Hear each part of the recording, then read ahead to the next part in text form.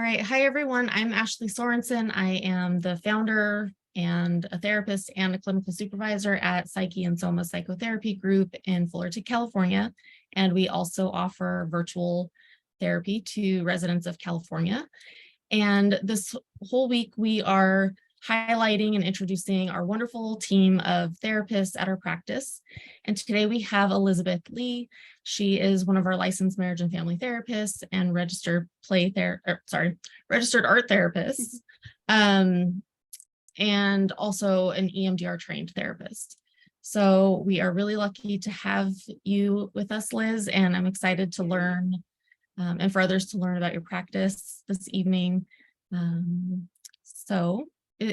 I know I introduced you a little bit, but is there anything you'd like to share about yourself as we get started?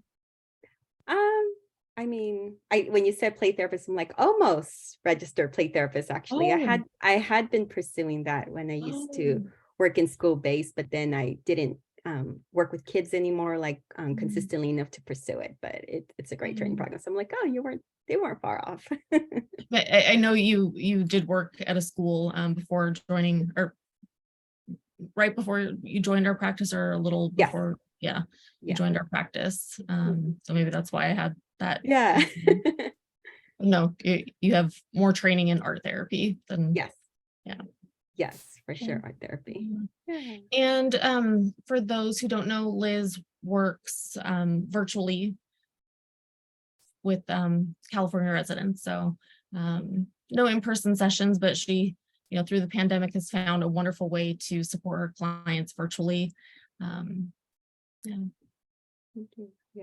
Yeah, that was a good challenge. I remember. I think I had just started at the group practice, and I met with my first client in 1 week, and then the next week all the shutdowns happened. So that was a really memorable way to start. It's like first time. I remember you got your art supplies all set up. Yeah. Ready to go, and yeah. I was so excited. There was all these amazing things and couldn't wait to use the art therapy. So it's like, whoa, it's all changed. How do we do it virtually? So it was a good challenge, though. Yeah, you did it. You're a trooper, and you're still with us. I'm grateful for that. I'm thankful too to be a part of Psyche Soma. Yeah. So can you tell us a little bit about your background and how long you've been practicing? Yeah, so I've been practicing therapy for about 8 years, and I first interned at a hospital and worked with psychiatric outpatient group. So patients off the psych ward who were stable enough to participate in group. And I had a wonderful supervisor who helped me immensely, and she helped me develop the skills and confidence as a therapist. So that was my first exposure to group therapy. And I also worked in a school-based program. Oh, let's see, Liz. I don't know if that is. Give it a minute. Okay. I hear. Let's see. I think we're back. Oh no. Oh yeah, I could see it freezing. Oh no. Oh no.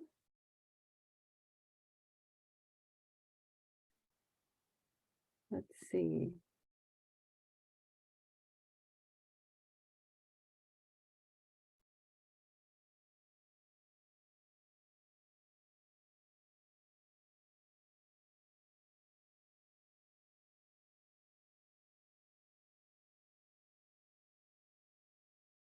You want me to answer the question? Okay, we're back. Sorry about that, Liz. I think that was my internet. No worries. One of those, that's become part of the norm of doing telehealth and working virtually. Yes, sometimes definitely. That's one of the downsides, I guess. But I guess we get to see how ourselves and our clients respond to something stressful like that. Yeah, and that's a good point, because it has come up a couple times, and I've been very gracious that a lot of my clients have been very good about it, and we just try to work things out, or see what would be if it's something that's just too consistent, then we definitely talk about that and see what other ways they can get support. Good opportunity to problem solve together. Yes, exactly. Co-regulate. Yes, yes, very true. So before the internet slowed us down a bit, you started talking about your experience. You've been practicing as a therapist for 8 years. Yes, yes. And I started off at a psychiatric outpatient group with, clients who had been already stable enough to attend group and were no longer in psychiatric wards. So that was really great experience. And I got really great training from a wonderful supervisor I had. She just really help me develop, confidence as a therapist and a lot of skills that to this day continue to help. So I'm really thankful for her. Mhm. And after that, I worked in a school-based program for about 5 years. So after that is when I transitioned to the group. And I work mostly with kids, so as young as 5 years old, all the way up to middle school age. And I just received really good training there, a lot of support from colleagues. So love working with therapists because they're just a wonderful community, and we still in touch and still consult. So it's just great, to be able to have that space too with them. And that is where I received most of my trauma training too. That's so important. It makes such a difference Yeah. especially when you're an intern or an associate before you're licensed, or even when you're licensed, to have a supportive team.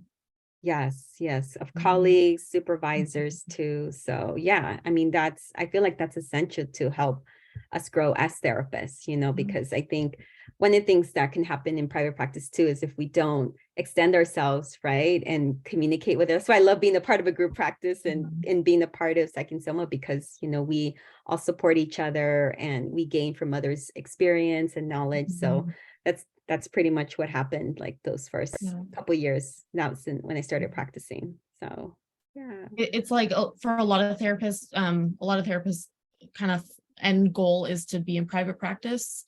Mhm. And it's wonderful and amazing for a Mhm. lot of reasons.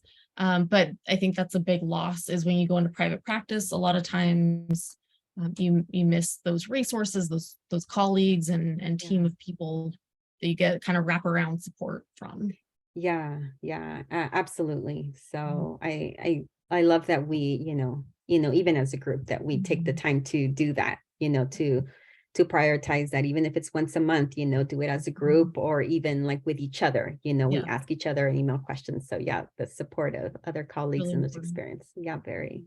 Yeah.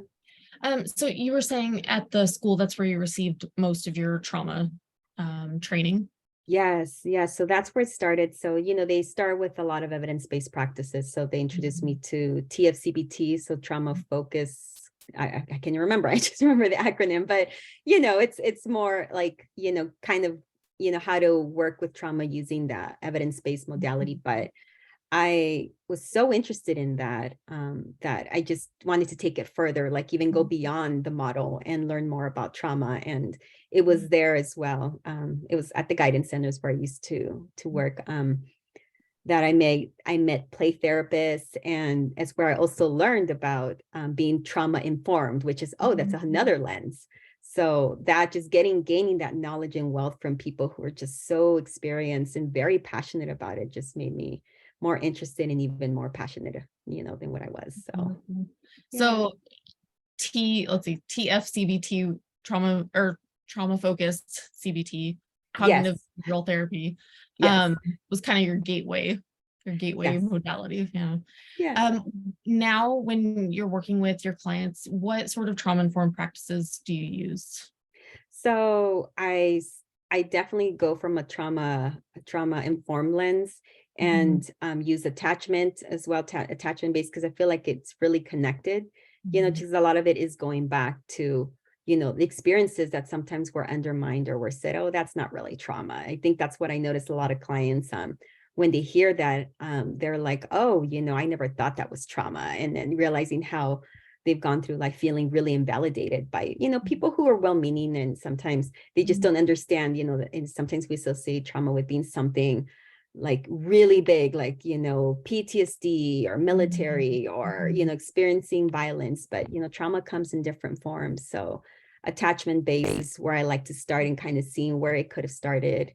The art therapy is really helpful in that. So I'm really glad that it integrates so well, because with trauma, is just, it can be hard sometimes to express verbally. So using creative sensorial modality is such a great way to explore it. And then EMDR, of course, which is like, I guess it does fall under evidence-based, but that's, I think that's been working really well for my adult clients is what I primarily work with. So EMDR is another one that works really well with trauma. So, yeah. Yeah, and all of our therapists at our practice are trauma informed, and we all kind of have our own way of working with trauma. But I think attachment is a common thread, working through working with attachment wounds and concerns and issues is our common thread, because like you said, something traumatic, like a one-time event or something bigger, more in your face can happen. But the attachment piece is so important in early life relationships, the relational neglect that can happen, relational abuse that can happen over the span of a lifetime. Right. I agree. And that's mostly the population I work with people. Like, I think when we explore that, they didn't realize, wow, that really affected me. I didn't realize that was how I'm continuing to hear those narratives or hear those, those negative beliefs, that's a term we use a lot in EMDR, like now I can see where that negative beliefs comes from, who it sounds like, or things like that. So, yeah. When you're working with clients who kind of have that first realization, like, whoa, I didn't realize this fell under the category of trauma, or this was traumatic, and they start, I guess, making sense of that and what that means for them. Do you tend to find that people find some relief in that? Do they tend to kind of back away, or totally reject that idea or that concept? In my experience, I've pretty much encountered people finding relief from that, because it's something that I think the best way I've heard it said from some of my clients is, it feels good to know that it's not me, that it's because of something else. It's not because something's wrong with me, but I can see how what they did or what they said or what I went through, like, this is something that's outside of me. So it seems like they feel liberated, and like, I don't feel trapped anymore, because I felt like maybe this was just the way I was meant to be, or this is just who I am. So being able to separate, like, this is not who you are. It's just, there's things that have happened in your life that have caused you to believe that that's who you are. But now seeing like, oh, it's like you detach it from their identity, I guess is the best way to say it. And so they can externalize it. It's another term we use a lot, and externalize that this is something outside of me, and I can deal with it better because there's more room now. And, there's more room. So having some of that like emotional distance can be. Yes. Thank you. Yes. That's a great way. Yes. Feeling that emotional distance with it too. Yeah. Yeah. And I also wonder if some relief happens because part of them is like, finally someone believes me, or finally someone gets it, or finally someone's helping me put words to this. Yes, exactly. I hear that a lot. And then also kind of going back right now to some clients that I've worked with before, and saying like, wow, nobody has ever nobody's ever told me that before. Or so it's just kind of like feeling like, wow, I was alone in all this. And like you said, I was never seen, I was never heard, or now I understand why I feel the way I feel, because I'm, like you said, nobody believed me. And I thought I was going crazy. I think it's the one that people hear. I thought I was going crazy. I think something was wrong with me, but it's like, wow, this is not me. It's like, I can do better with this now. So it sounds like with helping clients externalize what has happened to them so they can relate to it in a different way, it kind of opens the door that there is potential for other options, other ways of being. They might not know what that looks like yet, but that they can maybe see or understand that there's another way of looking at something.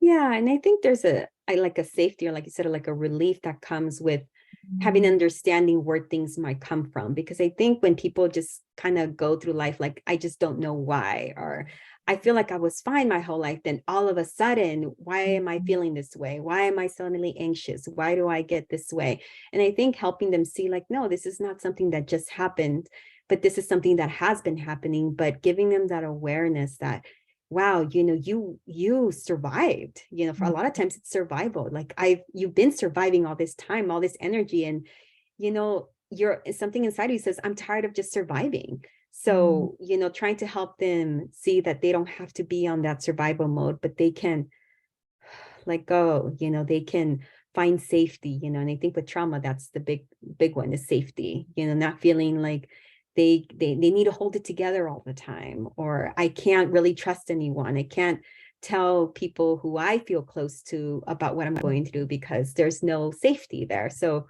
I think kind of circling back to like we do as therapists is how important it is to provide that safety. Like, wow, finally I can talk about this. I don't feel judged. I feel safe. I feel heard. And now someone's helped me make sense of where this is coming from. I'm not walking around trying to figure out what's wrong or why is this happening? So that's a huge component that I know you bring to the table in your work is helping create that safe container so people can show up however they need to and take as much time as they need to feel safe.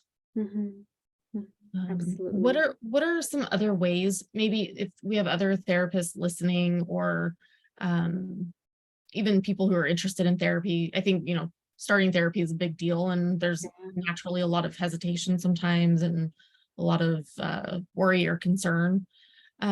When people are starting out with you, what do you do? What does that look like to help start building that container? How do you show up so that you can create some kind of environment where people can begin to feel a little more trusting in themselves and with you? To do this really tough work. Yeah. Well, I guess I go in there with the belief that if someone is willing to share the most vulnerable parts of themselves, that they should be able to recognize that they're being heard and that they're being seen. And for many of my clients, that does create the safety in the therapeutic relationship and, the building blocks of trust. So, I just wanted to know that they can say anything. And, this is not a judgment space. I even say that. I even verbalize that. I just want you to know that this is a safe space, and everything that you have to say is valid.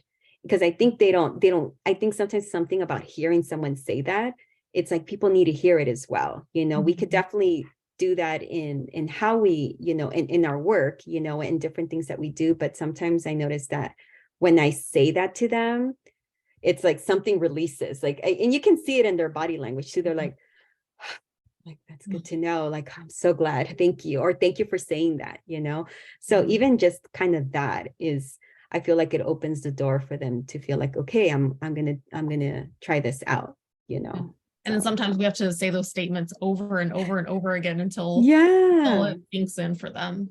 But Yeah. And then like you said, I think those reminders too is like, and when we're noticing like they're apologizing a lot, or like, I'm sorry, this must be so much for you.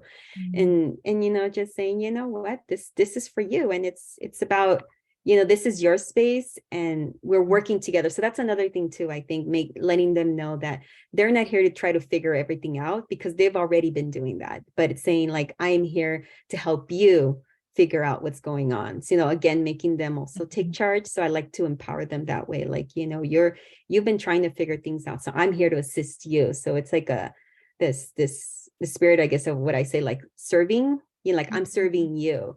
And I think that's also something that I notice my clients haven't had or maybe have a hard time with, because maybe they're always been givers, or they've always feel like they have to compromise so much. But it's like, no, you don't have to do that here. So now how can I assist you? So it's like takes another weight off of them. It's like, oh, thank you.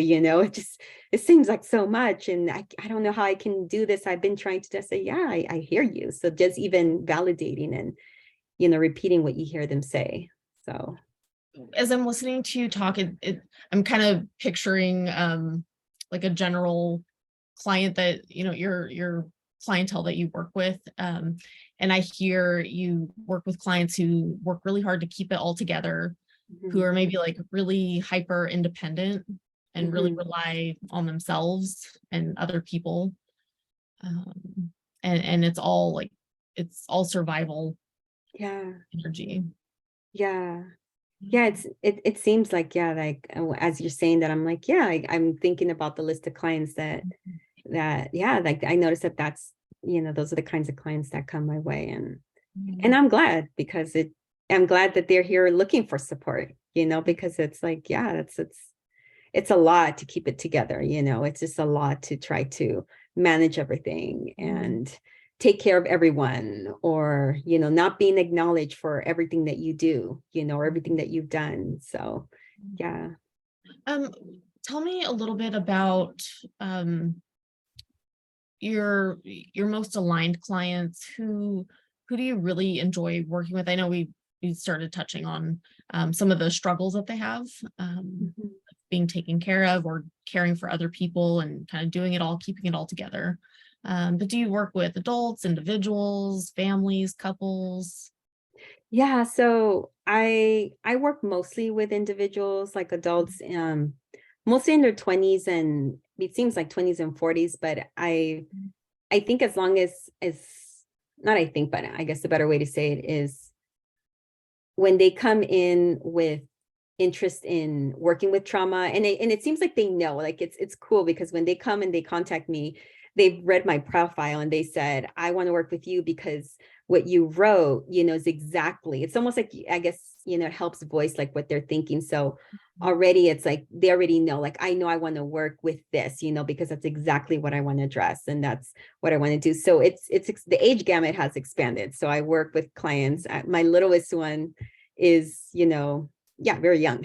I don't know if I'm allowed to say the age. So I'm like, so, and and even older. So it's kind of expanded a bit more, but I think it's um individuals who are aware that they have trauma. I think that's what I've noticed. Like they're aware, like, oh, I didn't realize that I do have trauma. And I think, I guess, outlining that in either the profile or things that how I guess express myself, it seems like they know, like, oh, I have trauma. So the fact that they're able to identify that, I think that's how um I'm able to work with that population. That's how I end up working with, because they know, oh, okay, this is trauma. I didn't realize I had it, but I do now. And I want to work through this. So I hope that answers the question. Okay, so Like, did I go off to topic? kind of get you after the aftermath of that aha moment or that the deep insight that they Mhm. have, Yeah. they come Yeah. to you looking for support to work through that once they have that awareness. Yeah, yeah. And some, like, for more specific model, like the EMDR, I know that's one that is really sought out. And but it's interesting because I have to explain a lot about what EMDR is, because I don't know how it's being advertised or how people have heard it, but they kind of say it like, oh, I heard EMDR is like fast therapy. So how long is this going to take me? Is it like 6 weeks, And so kind of Yeah. having to explain that. So a lot of times, once they know, it seems like most of them are like, okay, oh, okay, I get it. It's like hard to put a time frame on it because every individual is different. So I think that's a big population I get to is EMDR in particular. I appreciate you sort of busting that myth because I hear that too. EMDR is a very popular way of doing therapy Mhm. over, I don't know how long, but over the last few years at least. Yeah.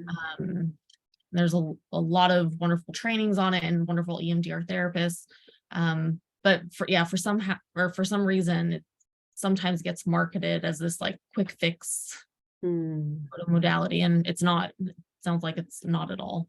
No, not at all. Again, every client is different, and Mhm. depending on the level of trauma that they come, it can be more extensive because there's steps to it. And sometimes we can stay in one phase. I guess we call it phases, but they might be in one phase, and a lot of times they want to move into what we call the reprocessing phase. But there's actually a lot of preparation that needs to go in before, which is what we do already in other modalities, like, providing stability and grounding, making sure that they know how to do that before actually getting into the trauma work. So I think most people, even that don't do EMDR, most people just want to jump right in. You're like, I just want to jump into the trauma pool, get it over with, rip the Band-Aid. But Mhm. It's and like, we try to explain, it doesn't work that way, because it could be more harmful to start off like that. I know we want things to go away fast, but fast is not always best. So letting them know that, just because it sounds like it's a different way of processing trauma doesn't mean that it's going to be super duper fast for everyone. For some people it is quicker, because it's like, oh, it was something that, okay, there's something I needed to address, and it wasn't super traumatic, but it was still distressing, but can process that. But some traumas are just a little bit longer. So Yeah. That's great that it's a therapy that can be really customized. You're still paying attention to the client's pace and their needs and how resourced they are. yeah, So definitely. that's great that it can be customized to each person, Yes, even though yes. there's steps and there's sort of a way of doing things. Yeah. And it's flexible too. And again, I feel this applies to all the different modalities that, each of us use as therapists, but even the EMDR, I'm able to use the art therapy, in the grounding part, or even, after the reprocessing, just again, helping people ground, or, if people need to process, verbalize things, or, we kind of have to pull them out of the reprocessing phase. If it's becoming too distressing, then I can utilize art therapy there. So it's just really great, like how, you can integrate in the different areas of specialty. So It's so wonderful to hear that even in therapy, people have options.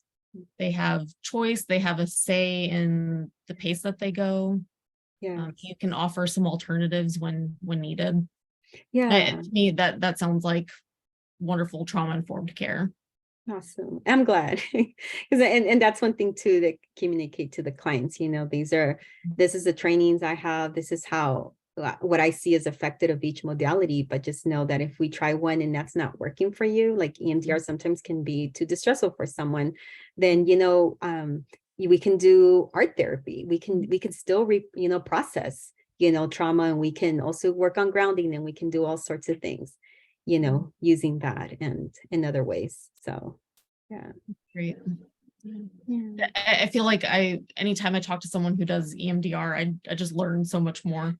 It's not one I'm super familiar with, even though it's one of the more well-known ones. So I love Mhm. getting different takes on how people use it. Yeah. Awesome. Yeah. Let's see. For you, maybe this ties into your personal philosophy on trauma-informed care, but what does it mean? And I know we've been talking about trauma therapy, trauma-informed care. What are some of the essential components to the way you show up as a trauma-informed therapist? What does that mean to you? What are the values that you hold in your trauma-informed care? I think, like I was saying earlier too, is like being immediately, like being able to let people know that this is a safe space, that they can, the things that are really hard to share with others, and they have a space here where they can share, even talking about the confidentiality. I know this is like basic the therapy things that we learn, even letting them know, how, everything you share here is confidential, and there are exceptions, but communicating that too. And even in terms of getting support, so I let them know, there are times where I might need more support, or would like to learn more about how to best help you. So I would like to consult with colleagues, keeping your information confidential, keeping you, but that way it helps me to know how to help you better. And I can see that they appreciate that, because they're like, oh great, it's like I'm not trying to come up with all the answers, and I'm not trying to stick with my own bubble, but it's like, I'm going, I can see that they see it as we're going out of our way to get more help. Like we're engaging others with a lot of experience, or maybe other ideas, that can help, in supporting their treatment. So I feel You like, take that care seriously. yes, definitely, definitely. So that's And it that's sounds one of the like ways. being upfront, being clear about the informed consent so that they can Yes, make an informed decision whether or not they want to yes, continue therapy or not. yes, Is yes. really So important. Yeah, making sure it's a collaborative process. I mean, that's a huge one. I think with trauma informed, it's, it's very strengths based too. So I want to point that out. This is not about just trying to find out what we think is wrong or what's hurting, but what do you already have that maybe you weren't able to see or has been overlooked, to be able to help you heal. So also empowering them in that, like, and I let them know too, I just want you to know that this is not about building dependence on me or anyone else, but helping you find what you already have. And sometimes we just don't know that we have all these inner strengths. So how to explore those inner strengths? How can we use them in this process? So again, it's collaborative, and it's also helping them like kind of step back and be like, oh, it's almost like, I probably have stuff inside and I just didn't realize it. So, and you kind of see it sometimes, when you're making those interactions, like I can see that they feel that's what they want. People want to feel empowered. So being able to acknowledge that. And I think in trauma informed care, it's like, I'm here to find the best of you, not just what, the bad things that happen. That's definitely, what we're going to address, but what are the best things of you that are important to see or that may have been overlooked. So I would love, I think it's heading in that direction, but I would love for more people to have that experience where they're not, where the pathology is quieted and there are these more empowering and strength-based approaches. yeah. Because so many people come in and start therapy, and like you were saying earlier, what's wrong with me? Why am I like this? And I think a trauma-informed approach helps people realize this is survival. These are survival responses. These are ways that you've gotten through some things, and now let's together work on what else can be possible. Yes, exactly. Yeah. Well, Liz, I'm wondering if there's anything else that you want to share with whoever's listening out there. I feel like I've learned a lot, and I always love connecting with you. But I'm wondering if there's anything else that you'd like to share about your practice, or you want someone to know. Yeah, well, I know you're aware, but part of the trauma work that I've been doing, I try to, I guess I'm noticing that it's a journey that even though I started, like you see, I started off working at outpatient psychiatric group, doing group therapy, and then working with kids and doing like, TFCBT, and then kind of evolved to more trauma informed and then EMDR. So I think it's like, it's so important to explore, I think, what we are passionate about. And for me, it's for sure, it's trauma. It's been trauma, I think, since I can remember.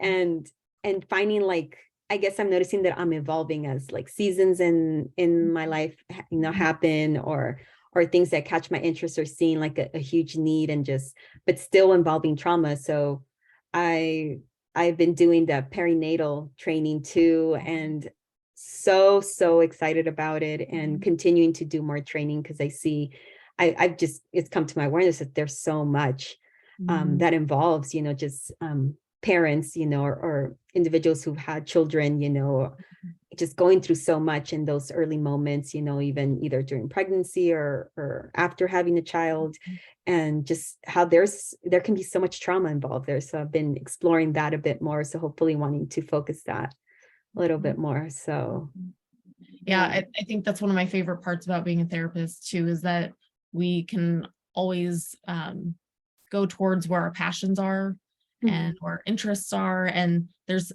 something for everyone. Yes. I'm glad you're finding a new path for yourself. It's exciting. So venturing in that direction. All right, Liz. Well, the learning is never ending. I feel like I always get to learn something new about you too when we have our chats. Awesome. Thank you for taking some time to talk with me and whoever is out there listening. And then if anyone is interested in working with Liz or consulting with her on trauma-informed care or perinatal postpartum work, she can be found on our website at psycheandsomatherapy.com under our therapist page. And Liz, if anyone wants to contact you directly, can you share your email address or any other ways?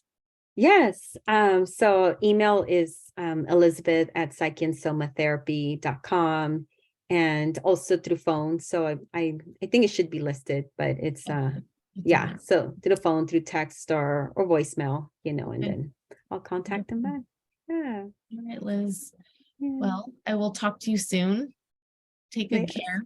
Likewise. Thank you. Thank you for Okay, good night. today. Good night. Bye. Bye.